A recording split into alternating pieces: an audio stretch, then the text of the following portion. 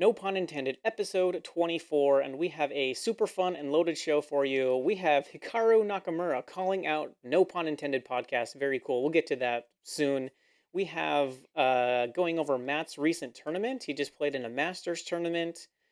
Played well. We'll go through all of his games.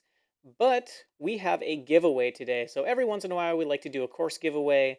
We are very appreciative of everyone who supports the channel, everyone who supports the podcast by buying courses. So now and then we'll like to give a course away. I think we had 40, 45, something like that, responses to the email we sent out.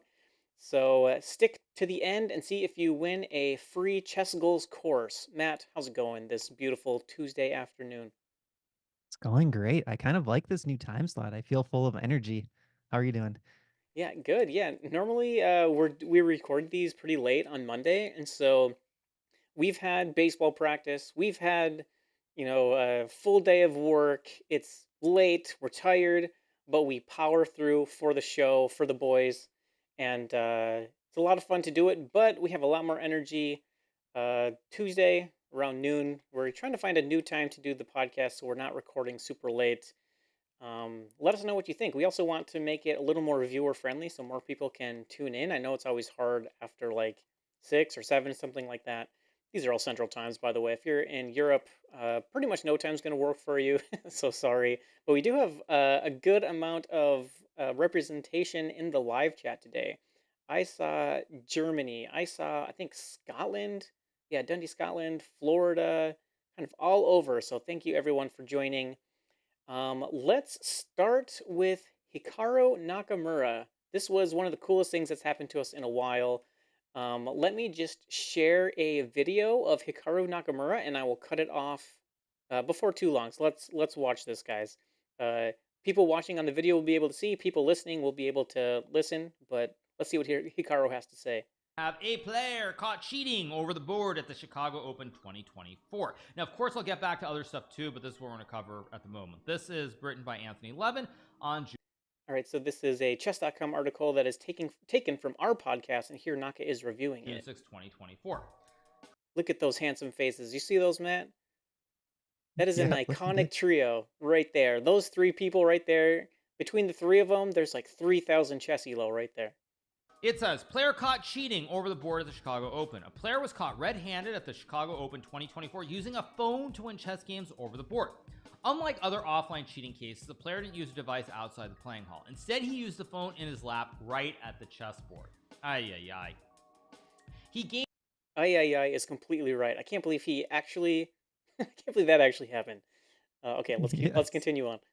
over 1,000 rating points in the last year before he was caught. Now, this is actually kind of sick. So this guy literally had a phone in his lap while he was playing. So I assume this means he just literally looked down. He literally looked down and plays a move and looks down. This is crazy, actually. In round 4 of the under 2100 Literally looked section, the down. cheater played FIDE national arbiter Dane Zagar and was caught using Zagar, but continue. his phone in round 6. Zagar describes the experience of playing and being part of this effort to catch a cheater on the No Pawn Intended podcast below. The That's us. We don't need to go through the whole article, but I just wanted to shout out how cool is it that Hikaru Nakamura is a listener of the podcast, kind of. And this is not the first time Hikaru Nakamura has called out chess goals in a positive light. If you can call out the other time that Hikaru Nakamura has mentioned chess goals, we will give you a high five and probably nothing else. But I'll reveal that later on. So thank you for chess.com for covering our podcast and doing the journalistically integral integrity thing, giving us proper credit because we were happy to bring that story to all of you. Dane was awesome. Dane is wonderful. And we're actually really going to probably have him back on the podcast. Dane just had an amazing result at another tournament not long ago. So we'll go over that a little bit today. So, Matt, what was your reaction seeing Hikaru reading through our podcast? Isn't that crazy? So cool. I got a couple text messages about it and I saw it in the Discord server. But yeah, I think anytime you have someone like that bring up, something that we've done, it's really cool to see. And we thought originally the chess.com article was like the big deal. But then Yeah. Hikaru reading the chess.com article, I mean, that's massive. Yeah, if Levy picks up on this, it's all over, folks. We're quitting our day jobs and just going full in because we made a huge impact. But it's very cool. Honestly, it doesn't like give us a ton of business value. Like we're not seeing a ton of sales or anything like that. But it is very cool, and just knowing that our name is kind of taken seriously in the chess world, and we're able to break these stories. So thank you everyone for supporting, for sharing. This has been a wonderful journey. This podcast has more views than all of our other podcast episodes combined, which is just wild. Especially considering we had Azel on, who did a great job. We've had a few other really high performing podcast episodes, but this is number one, beating all the other podcasts combined. So What very what's the cool. total view count currently? Last I checked, it was like 6,200 on YouTube, and then some more on Spotify and iTunes. But it is mostly YouTube that one really took off. Okay, because I checked when I first heard about Hikaru mentioning that article. I think we were in the 4,000s. So that's Oh, really cool. okay, wow. So he's like pushed a couple thousand views to us. Very cool. Hmm. Um, okay, so we will go over Hikaru's other news. That is him in the Bullet Chess Championship. But first, Matt has an ad read for us. We have a new sponsor on the show. As you know, we have dropped Liquid Death, we have dropped Spindrift, we have dropped a bunch of our other previous podcasts sponsors. It just hasn't worked out. So Matt has been working hard on getting us a new sponsor. What we got today, Matt? We have a product made with 100% grass-fed Wagyu beef. It has 6 grams of protein, 3 grams of carbs. Minimal ingredients, Jesse. Beef, honey, sea salt, black pepper, and garlic powder. We have Epic brand Wagyu beef steak strip with a free product placement right here. Go check it out. Taste the wild. Love to see it. Yeah, Matt got a free sample at a grocery store, and so why not shout it out? If you are interested in sponsoring the podcast for real, let us know. But we're not really like actively looking for sponsors. We just kind of like mess around and have at it. So Hikaru recently played in the Bullet Chess Championship on Chess.com, and the final match was against Alireza Firouzja, and there was and that made up taste the wild, but I like it. There was some drama in the final match. So not Matt, Hikaru Nakamura and Alireza Firouzja are playing in the finals, and Alireza basically says he's too tired and he wants a little break, and Hikaru grants the break. And Matt, why don't you pick it up there? So this was actually right when I tuned in to watch. It was after the break. So it's a double elimination.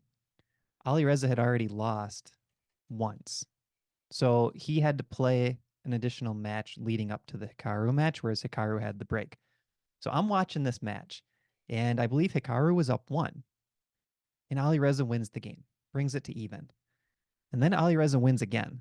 He's +1. And then he wins again, +2. And then he wins again, +3. And Hikaru starts resigning games very early. And the commentators start talking about, oh, Hikaru doesn't go on tilt, blah, blah, blah. Like after there was just a few in a row, it became very apparent Hikaru was on tilt. And Ali Reza goes on to win 6 games in a row. And I remember I sent you a text message about it, Jesse. I was like, Ali Reza's Yeah. making a run right now. This is insane. And then I stopped watching. And then later on, I go catch up on these videos, and Hikaru has a camera in the background that's watching his screen. So it's the chess.com Zoom call probably in the background. He turns around to talk to them. And Jesse, do you want to pick up and let people know what was said? So I didn't PG actually, version. yeah, I didn't actually catch what he said. I couldn't super understand it, but it was basically him saying like it's completely unfair that Ali Reza got this extra break. Was there something else, or was that mostly it? He called him a name, and Okay. then, yeah, said it was unfair that there was a break. Oh yes, I do remember that now. Okay. And And so Hikaru was very upset that he was granted this extra break when really he should have played when Ali Reza was a little more tired, because that was kind of like the idea between Ali Reza playing that extra match in the losers bracket. It's like he wouldn't have as much rest. But Hikaru did grant that, and I think this was mostly just Hikaru going on tilt and not really thinking clearly. I bet he kind of regrets what he said. Okay, so what happens? What happens after that? They actually continue on playing despite Hikaru being way down, right? Yeah, and Ali Reza goes on to win the match. I didn't watch any of the games or review them after that, but the crazy thing is Hikaru Nakamura is sort of on his own tier when it comes to bullet. He should really, I've done a lot of the SCC stats. He should really never lose a long match like this unless there's some kind of unforeseen circumstance. And in this case, I think it was just tilt because there's enough games that he should always be able to come back, in my opinion. I mean, the odds of Ali Reza beating him in this format must be like 5%, I would say, for such a long match. Or to beat him twice in a row is about 5%. So it was just insane that Ali Reza was able to beat him. Yep, and then Ali Reza went on, yeah, like Matt said, to win the entire thing and actually take the Bullet Chess Championship from Hikaru. And it's basically the only time Hikaru has ever had to break a sweat in any of these matches, like in history. He basically beats everyone in Bullet, and so it was interesting. I think Hikaru just really went on tilt big time, and tilt is dangerous in poker. Tilt is even more dangerous in high stakes chess matches because you're not thinking the same, and if you just have a tiny bit of something in your psychology that breaks your concentration, breaks your just like your idea of how to play chess, like it's over, especially against a very good player, which we saw. So unfortunate that Hikaru lost, but great match by Hikaru. Important to say who the commentators were. So I believe it was Amon Hamilton and someone else. Yeah, for sure, Amon, because there was some issues with Hikaru and the chess bras in the past. Yep. And Amon had a pretty good video talking about how he's an unbiased commentator and he's commentated for a bunch of Hikaru's matches. But I think Hikaru believed that maybe Amon was sort of rooting for Ali Reza during the match because Ali Reza also has ties to the chess bras. He's played on their teams before in the past. No, I didn't realize that. I am Team Amon on this side of things because I don't think Amon is at all biased towards or against Hikaru in his commentary. I think he does a very good job of being level-headed. He's a good commentator, and in the video he basically says like his professionalism outweighs his own personal feelings. There is drama between Hikaru and the chess bros, but I kind of felt like that has blown over like 10 times over. That seems old and I don't know. It seems like that's not really in the water anymore. But maybe I'm wrong. Maybe behind closed doors, there's more than we know, and they're still kind of jawing at each other. But that hasn't been a big story in a while. So hopefully they're able to shake hands and just kind of go their own separate ways without holding a grudge. Um, yeah. Anything else to say And about that? I mean, I feel like we kind of covered the whole thing. We'll link all videos to all these in the description of this video. I will say, like, someone mentioned that everyone has a Hikaru story. And I think when he was a kid and kind of growing up and, becoming a teenager, whatever, there was a lot of things about Hikaru, maybe being a poor sport. And now he's a big public figure and he's been changing his image for the better. But I think it's hard. I mean, this guy's constantly under the spotlight and he had a slip up here and people will judge him. But I do think he tries hard to not let that side of him come out. And it just happened that he lost 6 games in a row and he couldn't hold it in this case. Yep. And Hikaru, his stock has definitely gone up as far as like public image over the past couple years.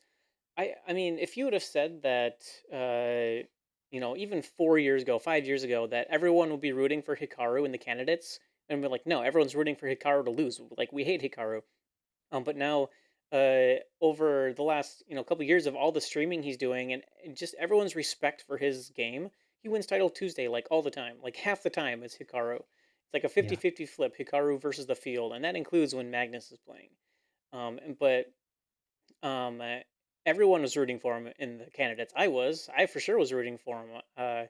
And I remember after a game with Pragnananda, he was winning for a long time, and then he eventually blundered into a drawn position. And there was this whole thing where Hikaru said like, "Resign when you're lost," and everyone's like, "Oh, what a poor sport. He's like a 14-year-old kid."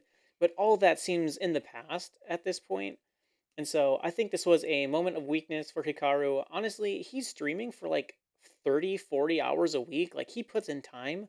Of course, he's going to have say some dumb stuff. He's not like us where we're live, but then we get to edit everything and the weird stuff goes away. We're not big enough that people are going to like pull our clips out of context or even in context.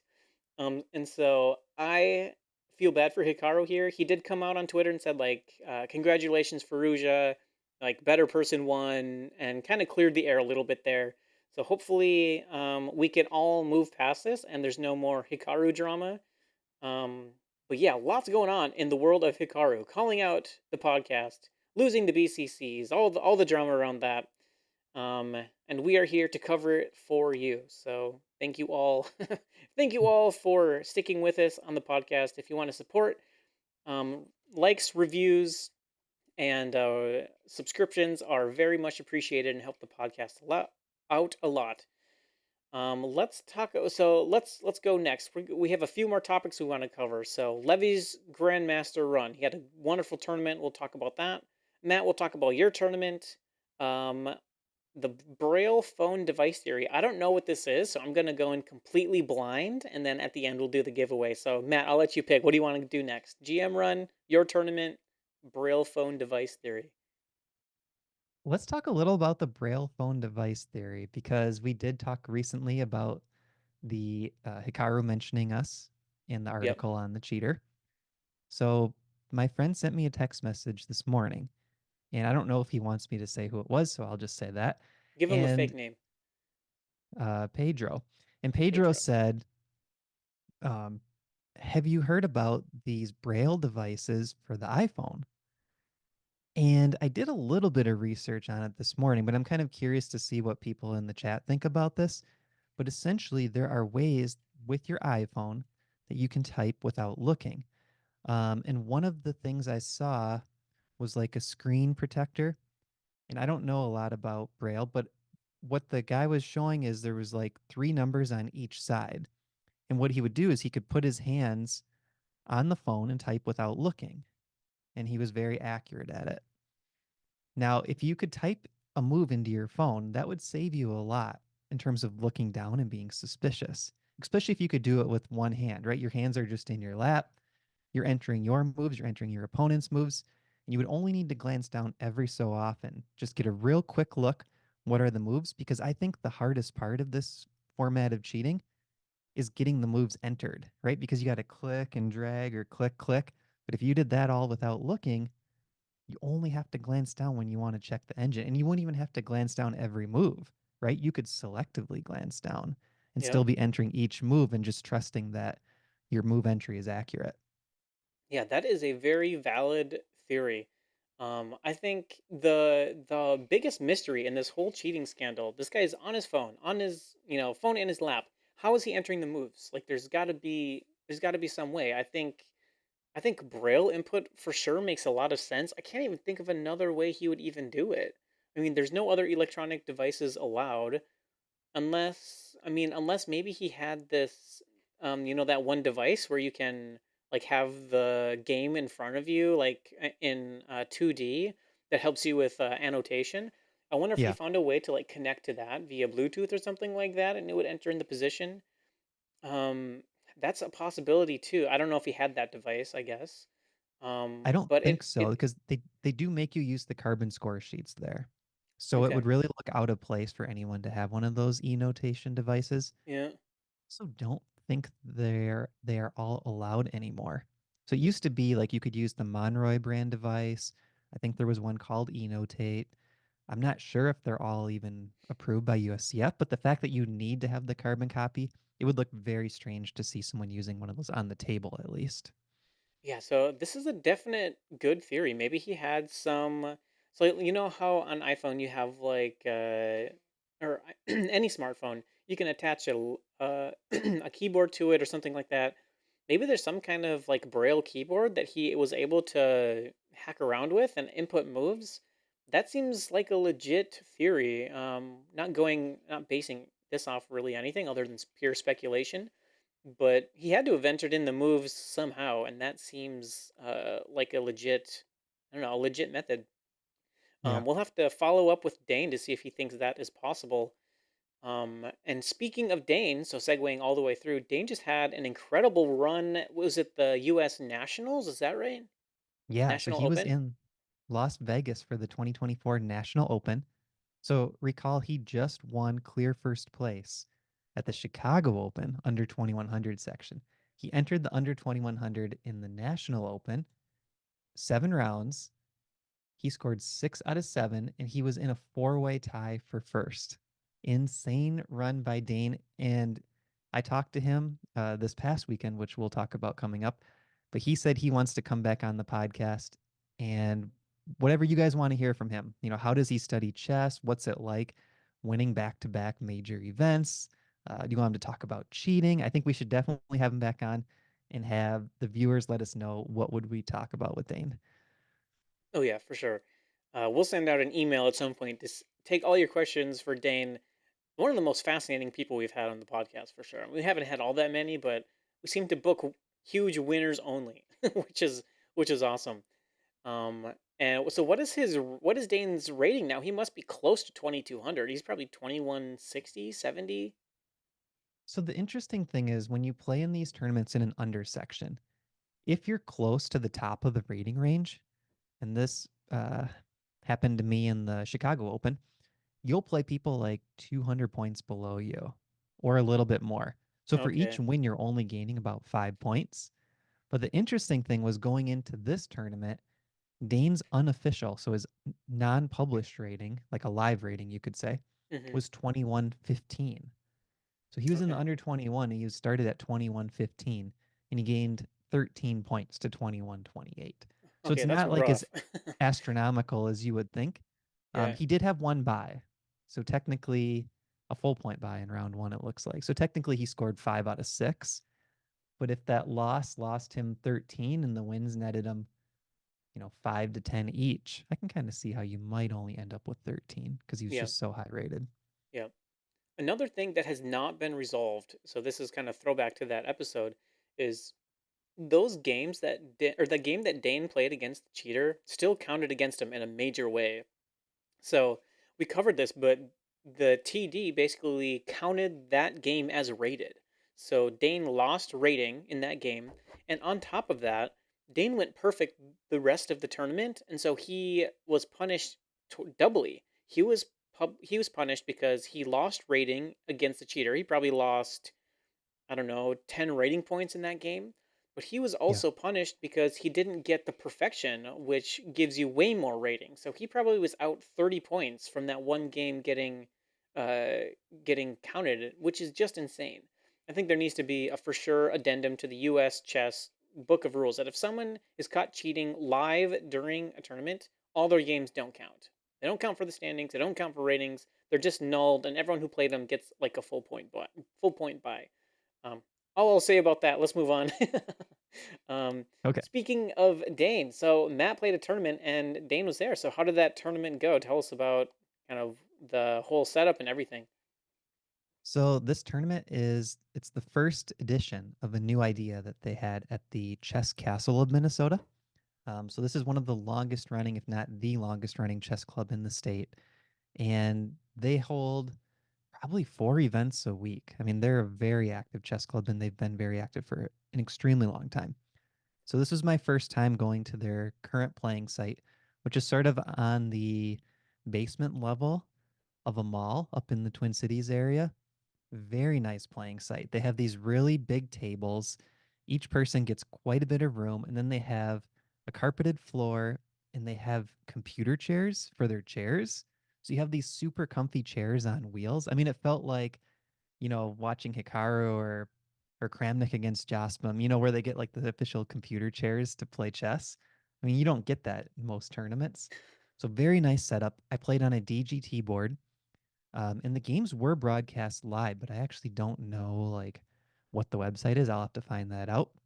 So our games are broadcast live, and they have this event called the Thursday Nighter, where every Thursday night They play USCF and FIDE rated games, and they track the standings over a series of weeks.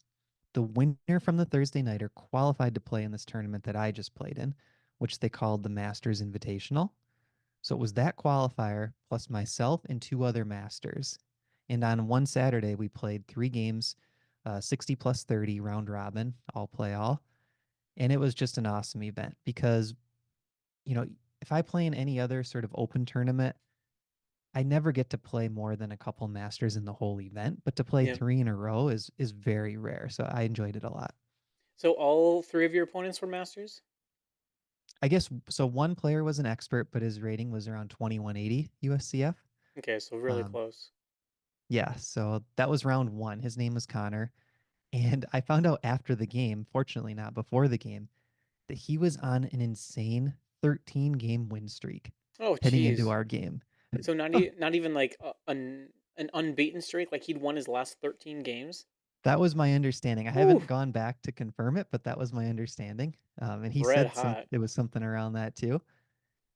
I got the win in that one. He just kind of made a blunder at one point, and I won the exchange and went on to convert. And then round two, I was playing the black pieces, so that was I was playing white in that one. Would you Round play two, with black. white? What did I play? I played knight f3, and I was thinking he might go for like a Slav, but he kind of went for a Queen's Indian style setup, like Queen's Hmm. Indian defense. And then it transposed into a double fiend kettle. So I had like my pawns on g3 and b3, and then in the center on d4 and c4. Um, I think he was outplaying me a little bit. I felt like I was under some pressure in the middle game. He eventually blundered, and I went on to convert. So that was a fun game. And then game two, I was playing the black pieces. My opponent played one knight f3. His name's OK. And I played g6. And this is something that I did at Chicago as well. So we've been working on our modern defense course, Jesse. Yep. I've been liking 1g6 against knight f3 specifically as just a way to kind of like get the game in fresh territory and not show my hand too early. Hmm. And we sort of transposed into a Benko type position. And it was a close game, but I went down the exchange at one point and I was definitely losing, right? So we each had about 3 minutes on the clock with just the 30-second increment. I know I'm going down in flames. And I find this move, Jesse. I throw my knight towards his king. His king's on h2. I play knight g4 check, and his h pawn can just take the knight. So I spend about a minute before I play this move because we only had three each. And I'm thinking, like, how do I make this game as messy as possible? His position was pretty solid. And I thought, let me just do this knight sack. And it was 100% a bluff, right? But I'm like sitting up on my chair, like all excited, trying to make it You're like look fist like, pumping. Like, here, yes. So finally I got throw it. this knight check out, and I love okay. He's like the nicest guy ever. And he's like, I could just tell he's like sweating bullets. He was so nervous and like, watching the clock. What should I do? What should I do? He spends over a minute and I'm like, he's going to just take the knight and go on to beat me. He's going to take the knight. Yeah. Instead, he retreats his king back.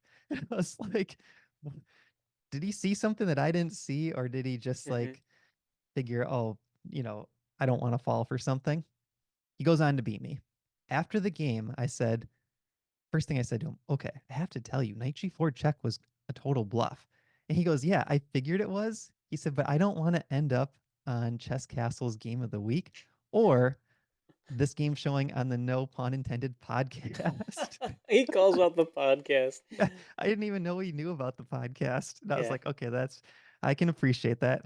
All right. Well, we promise not to talk about him on the podcast. So we can at least do that. Yes. But yeah, he went on to beat me in that game. And then Okay. round So three, yeah. So one win, it one was, loss. yep, round three, I had the white pieces again. That game I would like to for sure do a YouTube review on because I was pressing for the win really hard. And it ended up becoming a draw in the end. Hmm. But yeah, I kind of want to do reviews on all the games, get back into my OTB game reviews. So 1.5 out of 3. I was super tired in that last game, and I think my opponent was too, just because it was 10 hours of chess in one day, three games, which is kind of a lot. But yeah, I enjoyed it a lot. It was a fun tournament. Okay. Give me your rating. So 1 through 5 on fun, 1 through 5 on how well you played. For the whole event or each Y- game? Yeah. Whole event. Whole event? I would say I played about a 3, Okay. and fun was maybe like 3.5. Like a Okay. little above average because I think I liked the field more than the games themselves. But if I were to play another one, I think I would kind of know more what to expect. Yeah. Cool. Yeah, that sounds like a fun event. Thank you for the Chess Castle for putting that on. Oh, one other update. Yes. So my rating was 2202. And as you know, I'm past my USCF prime. I'm past my UFC prime, meaning I'm too old to be good at anything anymore, physical or mental. So I know my rating is going down at some point. And I'm trying to cope with the fact that it's going to dip below 2200. So Hmm. I'm 2202 going into this event. My opponents are all right around 2200, but one's 2180.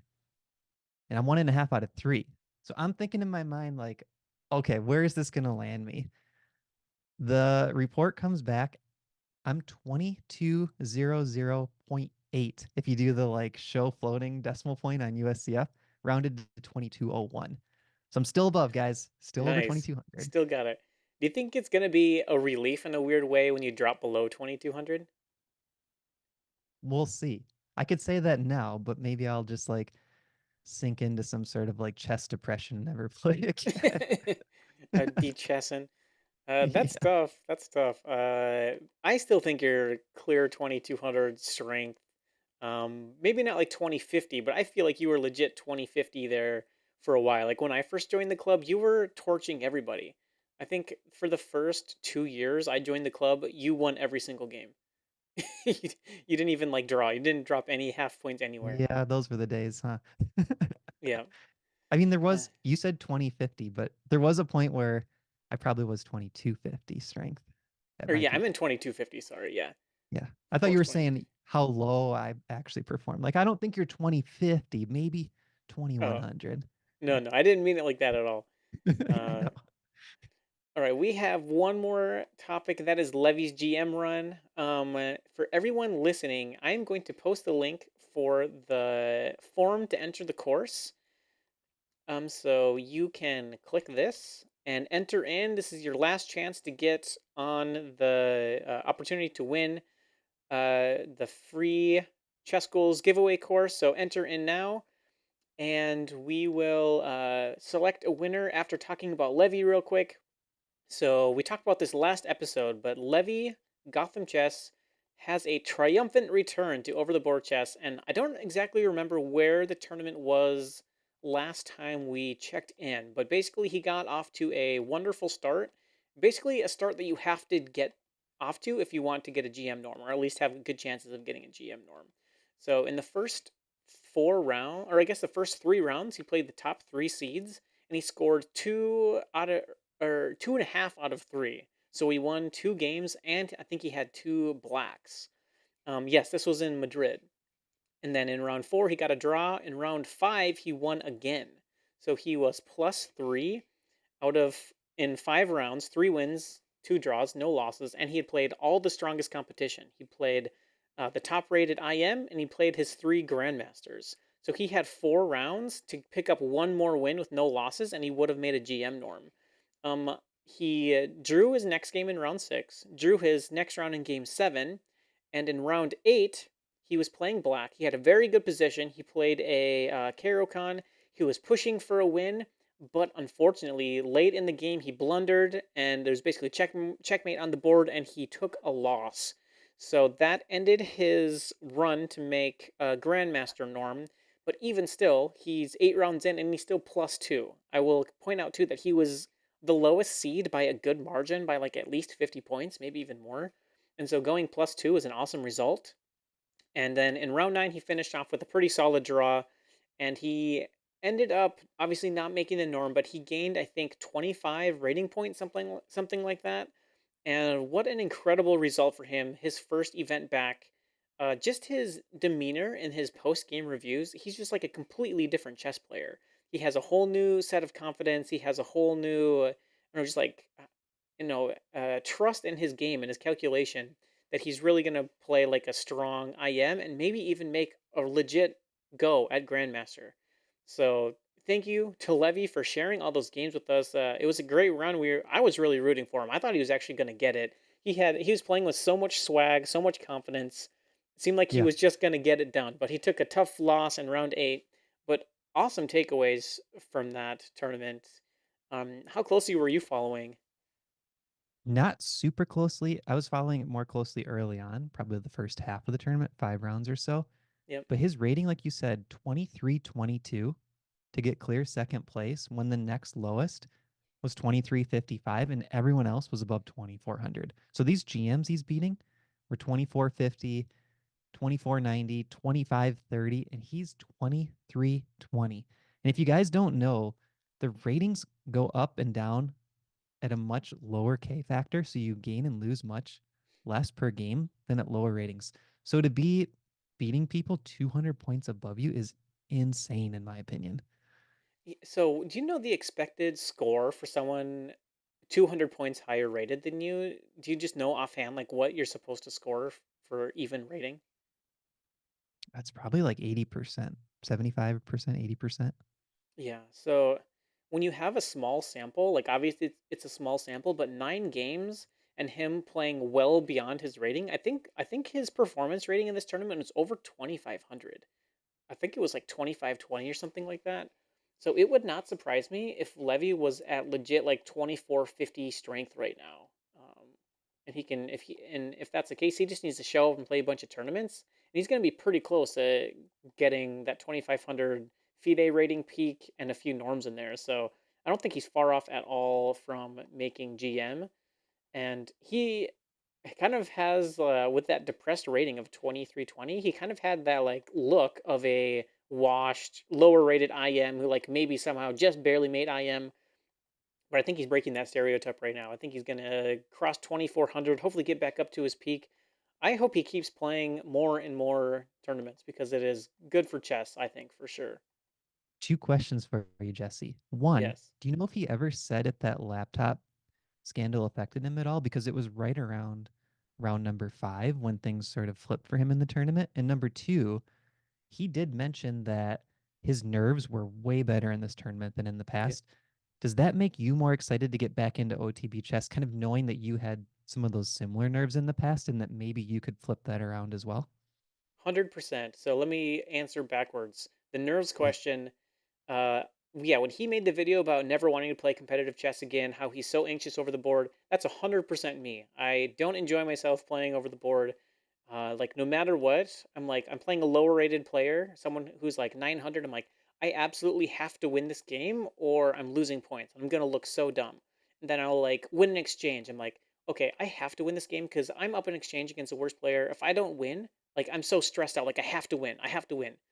If I'm playing someone like equal to my rating, I'm like, I'm gonna look so dumb if I just get washed over the board or I forget an opening. So no matter where I was in the stage, no matter who I was playing, I was always like, I have to win. I have to play well or something like that.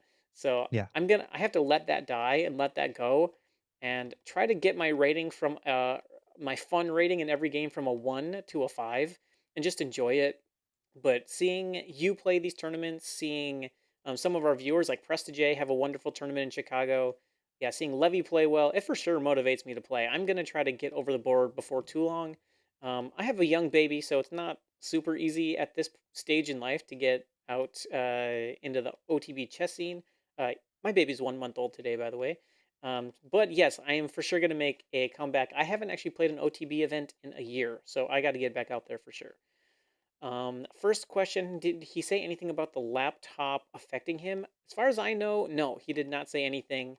But I didn't follow all of his game result or game reviews, so he may have mentioned it in one of those, but I didn't see him mention it at all the whole tournament. Um, yeah, that is it for our topics. Shall we do the giveaway? Thank you all for joining. Thank you all for entering in your responses. We have, drumroll please, 45 responses. Ooh, Um, nice. yeah, so let's go through and can we pick a random person to give away the course to? What's the best way to do this, Matt? I'll rely on you.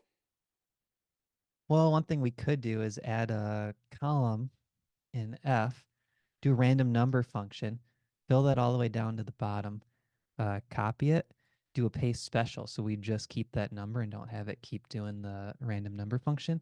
And then we can highlight it all and go to data, sort range, advanced sorting option. Data has a header.